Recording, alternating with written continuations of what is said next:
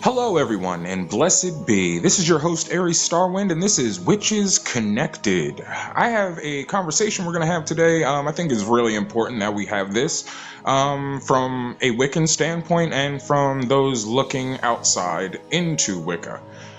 There's some misconceptions about Wicca that we're going to discuss today, and there's three main ones that I think are really important, and I think people need to be educated on before, they make judgments about our religion, because a lot of it is false information. And I know, looking from the outside and from different religions, that they will try to find a way to justify these things or kind of discredit them, but this is what it is. And if you actually listen, you will understand where these things came from. I'm reading another book. It's called The Outer Temple of Witchcraft by Christopher Penczak. And when I was reading through it, the way he worded it was just perfect. And I thought it'd be, a good idea to kind of read his writings in it. So, because if I try to word it right, I'll be fumbling around. And even if I try to write it down, I still won't be able, because my brain will get so scattered in wanting to put out so much different information that, it probably wouldn't come out right. So I figured I'd just read this out of his text, because his text is it's spot on. It's very accurate, and I think it's important for us to revisit where all these things came from, how they came about, and the effect that they have on our religion and how people kind of perceive us. So we're gonna cover three main misconceptions about our religion. The first one, they won't be in any order, but these three misconceptions. Number one, the idea of Satan and the devil as it relates to Wicca. And then we're going to discuss the idea of hell and eternal damnation and where that came from. And then we're going to have a small discussion on just the misconceptions of the pentacle and pentagram. And, when people see, our necklaces or our jewelry or us, wearing it in any type of way, or, tattoos, there's always there's a lot of time there's misconceptions about it. So we're going to discuss those. So the first one we're going to discuss is the devil or Satan as it relates to Wicca. First and foremost, the devil and Satan have they just don't exist in Wiccan belief systems. That was a Christian creation. It's based off of Christian, beliefs, and there's actually a reason why that came about, and that's what we're going to talk about first. So again, this is The Outer Temple of Witchcraft by Christopher Penczak. And in lesson 1, Who Are the Gods? This will pretty much give an accurate depiction of where the idea of Satan actually came from. Alright, so the section we're going to read is the section on the horned god. So already, that gives a pretty kind of accurate depiction on how the picture of Satan came about. So, the horned god. The horned god, or animal lord, is the most misunderstood of god archetypes. The horns represent wisdom, vision, and power, but have unfortunately been grafted onto the fiction of the devil as an embodiment of evil. These divine features were linked to a concept of evil to force pagans to convert to Christianity and prevent others from turning to the old ways. The horned god is one of protection during the winter months, of magic and mystery, or male power and sexuality. The Greek Pan is a well-known horned god depicted as satyr, half man and half goat. He is the father of wild things and a lord of nature. Faunus holds similar functions in the Roman pantheon. The image of the horned god, from buffalo to stag, is ancient, dating back to pre-Vedic society in the Indus Valley. A buffalo man, god, is depicted in ancient caves, a precursor to the more modern image of the Celtic Cernunnos, meaning horned one. Cernunnos is not even his Celtic name. but the Roman translation of it. His original name is lost, but perhaps closer to Herne, another horned Celtic figure. Cernunnos is the Great Father, said to be a master of magic and shamanism, and ruler of the spirit world of the astral plane. So basically what this is saying is, when the persecution of pagans happened during the Roman times, what happened was they saw pagans worshiping, the horned god, which it was in different. The horned god had different names for, depending on the location of the pagans who were worshiping him.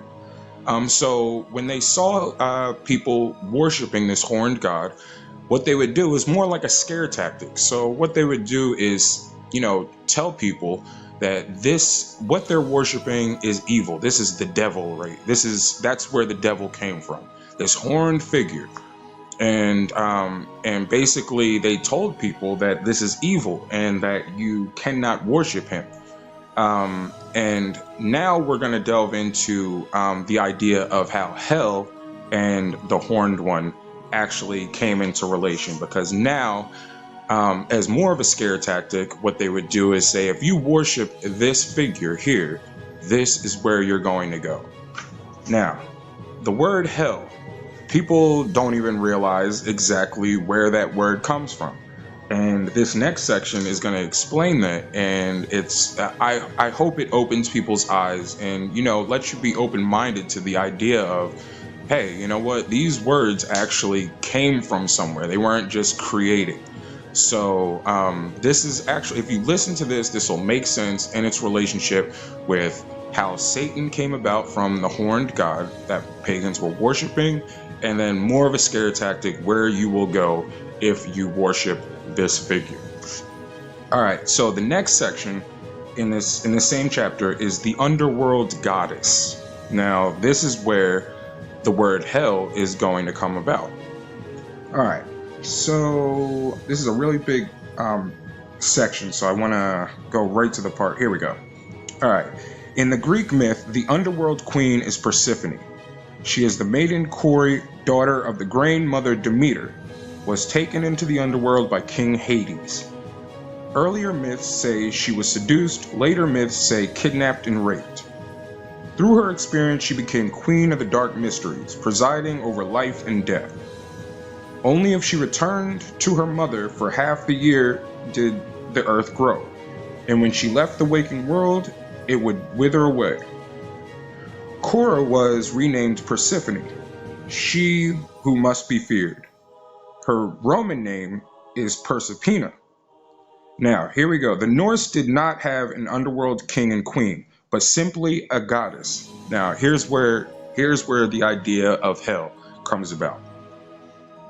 Okay, the Norse did not have an underworld king and queen, but simply a goddess. Her name is Hel with one L, H-E-L. And her land is also called Hel, H-E-L. Leading to the Christian corruption to the concept of hell. Originally, it was simply the land of the dead, flanked by a realm of fire and a realm of ice. Hell is a beautiful woman above the waist, but below she is a rotting corpse, linking, as so many mystical creatures do, the concept of sexuality, death, and transformation.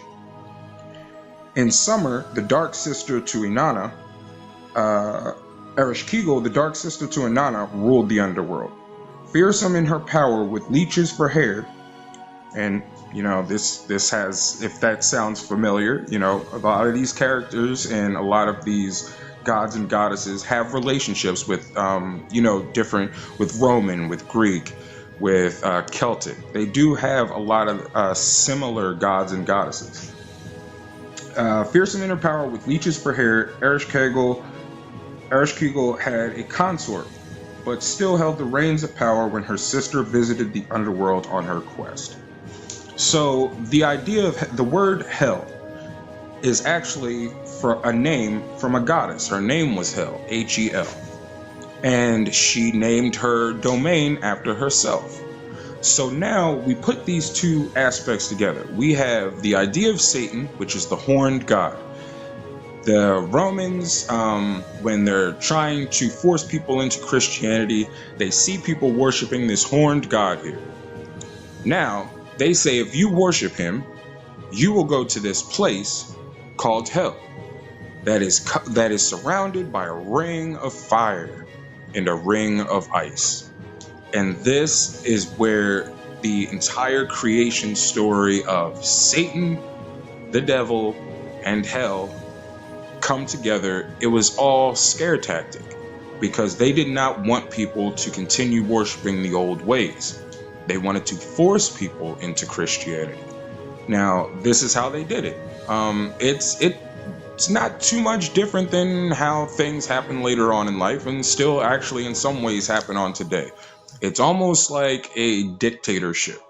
You do it our way, or if you do it this way, you will suffer an eternal damnation. And because it was surrounded by a ring of fire, it was the land of the dead. They used that to scare people into saying you will burn for all eternity after you pass. Because many pagans, they believed after passing, you always went to the underworld. Everybody went there. So in order to scare the Christians, they said, you don't want to go down there and with this ring of fire and be burning all the time with this horned character we call the devil and Satan, and in this fiery pit. You want to go up to heaven where everything is peaceful, and we won't get into all that. But that's where the story actually got created from. And that's where the misconception lies, because this story actually, since Christianity blossomed so much and became, the biggest religion in history, these stories are the ones that carried on. And the stories of old are the ones that, unfortunately got pushed to the back burner. Not lost, thank goodness, but, they got pushed backwards. And as they became less popular, and they were persecuted, and many of those people were killed, those stories didn't gain any more strength. They didn't gain as much strength as, Christianity did, or any of the Abrahamic religions. And, that's really unfortunate, because a lot of these stories are just, these are the fabric, like the fabric of, our basic beliefs and our basic principles. And they were used against us and against other people who were not part of our religion to, just use it as a tool to persecute pagans. And that's really unfortunate. And it's really sad because, most pagan beliefs are all peaceful and with use of violence and lies. And, it was they wanted to take that away through use of lying and slander and things like that. And it's lucky we still have teachings of the old, and so that we can remember these things and hopefully educate people on where these misconceptions come from. And lastly, we are going to talk about the misconception about the pentacle and the pentagram. So, like I said, when people, who are uneducated, and they'll see me walking around with my necklace, or they'll see someone with a pentacle tattoo or a pentagram tattoo, a lot of people who aren't educated will automatically associate that with satanic worship. I've had numerous occasions where, somebody came up and just straight up asked me in a random conversation, do you worship Satan? And when they say that, or when they ask that, I automatically say, why would you say that? Because I want them to kind of, say why they believe that. So then I have a reason to educate them. Because I want them to know, like, it doesn't make sense to me why you would assume that I worship something that I don't even believe in. So first off, the pentacle and the pentagram are basically the same thing, except the pentacle has a circle around it. Now, the pentacle represents the elements of the earth, air, the elements of nature, earth, air, fire, water, and spirit. So when people get this misconception about how it has to do with Satan, it's all because this symbol is used in paganism. So another scare tactic and a way to slander it was to automatically associate that with evil. So people would not want to use this symbol. And even the inverted pentagram, which also gets a misconception. The inverted pentacle or pentagram isn't necessarily have anything to do with Satan either. There are organizations and there are belief systems that incorporate that into Satanism, but the basic aspect of an inverted pentagram is only to show the male energy. That's all it is. Some actually go as far as to say it's to make sure you embrace and you handle your darker aspect. But really, it is to show the male energy of the god, and that's all that is. And unfortunately, again, it's been used to kind of relate us in an evil aspect. And when you think about what the pentacle actually stands for, the elements, it's everything is so peaceful, but yet they're trying to beat it into people's heads that this is somehow evil. And that's only because, especially with, Abrahamic religions, it's their way or no way. And, I have no disrespect for anybody's religion. I want to make that perfectly clear. But one thing I do not like and I do not respect is when people who do not understand something try to disregard any of its actual meaning and go with just, a negative aspect because that's what they were taught. And instead of looking into it, they'll go by what they were taught, and that's it. I like to actually, educate myself on all different types of religions. Honestly, what actually turned me on to Wicca was the fact that I went to Catholic school from middle school until high school. And that gave me an opportunity to actually, ask questions. Even though asking questions in Catholic school is not the most recommended thing to do. But it gave me the opportunity to look deeper into something that, I was just following along with because I was told that was the right thing to do. But then when I saw things that, were questionable, I was able to look deeper into them. And when I found, inaccuracies or something I felt, just wasn't a possibility or didn't fit in something that I would believe in or find morally acceptable, that's when I was able to, branch off and try to look for something that meant something more to me. And, the pagan ways and the ways of old and worshiping nature and, Mother Earth, that connected more with me than any type of Abrahamic belief did. And again, that's no disrespect to anybody who follows any Abrahamic beliefs. It just wasn't for me. And, I'm happy where I'm at, and I'm happy I found what was working for me. If your religion works for you, that is absolutely wonderful and perfect, and you should continue following on your path. But one thing I did want to do was make this video just to kind of stop some of the misconceptions. And you don't have to believe them, but I did want to give people the opportunity to hear, where these ideas actually did come from. And these are where the ideas came from. Whether you believe that, they were indeed evil, then that is up to you. But in the original aspect of what they were, there was no evil involved. And again, I want to let people know, the devil, Satan, Wiccans, we do not believe in Satan. We do not worship the devil. We don't believe in the devil. It was never part of any pagan belief system. And the idea of hell and eternal damnation, we don't believe in that as well. It came from, the name of a goddess and the name of her domain, and that's where the idea of hell came from. So yes, we're not Satan worshipers.